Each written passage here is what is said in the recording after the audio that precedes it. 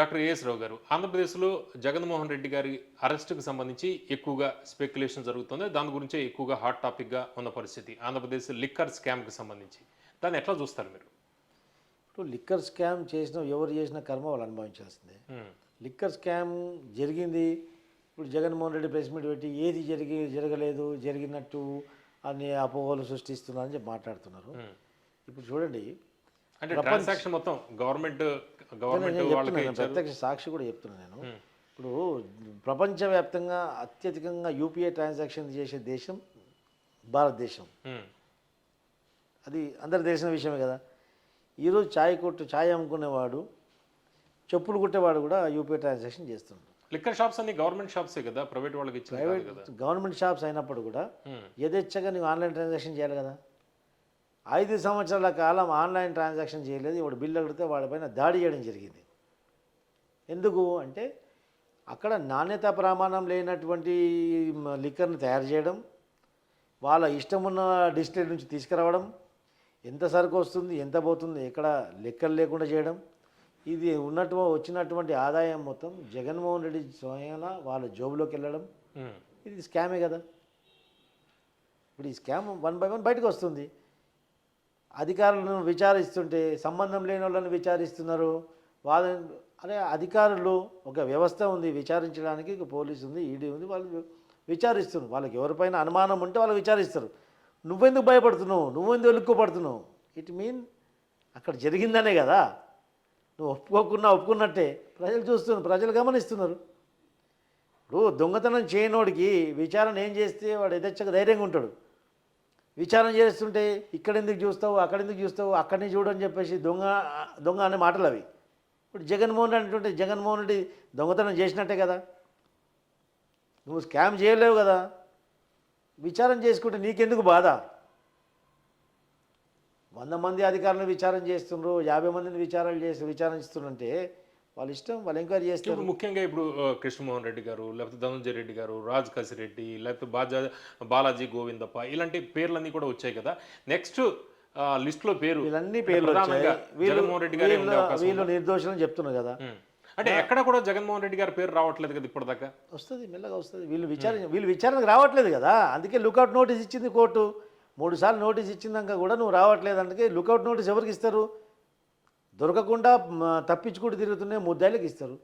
హైకోర్టుకి వెళ్ళారు, హైకోర్టు కూడా మీకు రిజెక్ట్ చేసింది. సుప్రీంకోర్టు పోతారు, సుప్రీంకోర్టు పోతే ఏమవుతుంది అంటే ఒక ముద్దాయి పోలీసు విచారణకు అధికారులు విచారిస్తే విచారణకు నేను హాజరు కాకుండా నాకు మినహాయింపు కల్పించమని చెప్పేసి కోర్టు ఒప్పుకుంటుందా?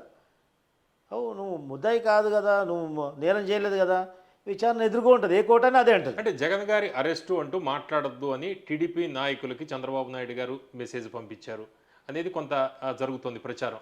అట్లాంటిది జగన్మోహన్ రెడ్డి గారి అరెస్ట్ గురించి మాట్లాడుతుంది. జగన్మోహన్ రెడ్డి కానీ ఇంకా వారి యొక్క ప్రభుత్వం గత వైసీపీ పార్టీ గురించి కానీ పట్టించుకునే అవసరం లేదు. చట్టం తమ పని తాను చేసుకుపోతుందని చెప్పేశారు. మేము ఎవరం కూడా ప్రజల సమస్యలు తీర్చడానికి గ్రౌండ్ లెవెల్లో వర్క్ చేసాం తప్ప ఆ చచ్చిపోయిన పాము గురించి ఎవరు మాట్లాడట్లేదు. ప్రతిపక్ష హోదా కూడా లేనటువంటి పార్టీ అది. జగన్మోహన్ రెడ్డి గారి చుట్టూ ఈ ఉచ్చు బిగుస్తోంది కదా. నెక్స్ట్ జగన్మోహన్ రెడ్డి గారు అరెస్ట్ అయ్యే అవకాశం ఉందా? నేను ఒక నేరం చేశానంటే ఇవాళ కూడా ఎప్పుడు విచారణ జరుగుతుంది, నేను దోషిగా నిలబెట్టగా ఉంటుంది. నేను నేరం చేయాలంటే ధైర్యంగా ఉండాలా. ఇప్పుడు నేరం చేసిన వాడికి నేరస్తుల్ని విచారించే పని ప్రభుత్వంది కాదు కదా, పార్టీది కాదు కదా, అదొక వ్యవస్థది. దానికి ఒక సపరేట్ వ్యవస్థ ఉంది. ఆ వ్యవస్థలో కంప్లైంట్ అయ్యి ఆ వ్యవస్థలో కంప్లైంట్ నమోదు చేసుకున్నారు. ఆ వ్యవస్థలో వాళ్ళు విచారణ చేస్తున్నారు. వాళ్ళ పని వాళ్ళు చేయనియండి కదా సార్, వాళ్ళ పని వాళ్ళు చేస్తున్నారు. దాంట్లో ఏమైనా రాజకీయం ఎందుకు? చంద్రబాబు నాయుడు గారు చెప్పింది ఇదే. మీరు అనవసరంగా జగన్మోహన్ రెడ్డికి మీరు మాట్లాడి ఎందుకు అనవసరంగా ఇది చేసుకుంటారు? మనం చేయాల్సింది, మనకు ప్రజలు మనకు బాధ్యత ఇచ్చారు, మన పైన చాలా పెద్ద బాధ్యత ఉంది. రాష్ట్రాన్ని పునర్నిర్మాణం చేసే బాధ్యత మనకి ఇచ్చారు ప్రజలు. మనం ఆ పని చేద్దాం. ఆ పని చేసేది నేరస్తుల్ని విచారించేది, నేరస్తుల్ని కటకటాలెనుక తోయడము, అవన్నీ కూడా ఆ వ్యవస్థలు ఉన్నాయి. పోలీసు యంత్రాంగం ఉంది, సిబిఐ ఉంది, సిఐడి ఉంది. దాన్ని విచారిస్తారు. ఒకవేళ వాళ్ళు విచారిస్తున్నారు, మీరు విచారణకి హాజరుగాండి. మీరు నేరం చేయలేదంటే విచారణకు ఎదుర్కోండి. కోర్టులు అనేది, ఒక న్యాయస్థానం అనేది, ఒక జ్యుడిషియల్ సిస్టమ్ అనేది బలమైన సిస్టమ్ ఉంది కదా సార్. ఈ సిస్టమ్ ఉన్నాక మళ్ళీ ఇక పొలిటికల్ సిస్టమ్ ఎందుకు ఇన్వాల్వ్ కావడం? ఎందుకంటే డెమోక్రటిక్ సిస్టమ్ని పూర్తిగా నమ్మే వ్యక్తి కాబట్టి డెమోక్రటిక్ సిస్టమ్కి వాల్యూ ఇచ్చే వ్యక్తిగా చంద్రబాబు నాయుడు గారి యొక్క ఆదేశాలు.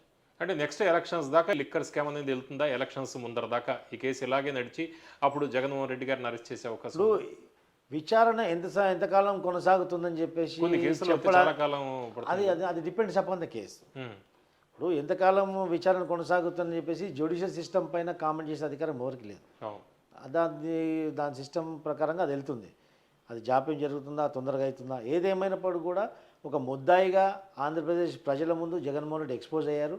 అది అందరికీ తెలిసిన విషయమే. That enough. ఉమ్. ఎందుకంటే వాళ్ళు తవ్వుకున్న గోతులో వాళ్ళే పడుతున్నారు. అయితే అరెస్ట్ అవుతే ఉంటుంది. ఖచ్చితంగా ఉంటుంది. ఉమ్, విచారణ జరిగి వాళ్ళపైన అరెస్ట్ చేయడానికి సరైనటువంటి సాక్ష్యాధారాలు దొరికినాక ఖచ్చితంగా అరెస్ట్ చేస్తారు. ఓకే. దానికి ఎవరు మినహాయింపు కాదు కదండి, చట్టానికి ఎవరు చుట్టం కాదు కదా.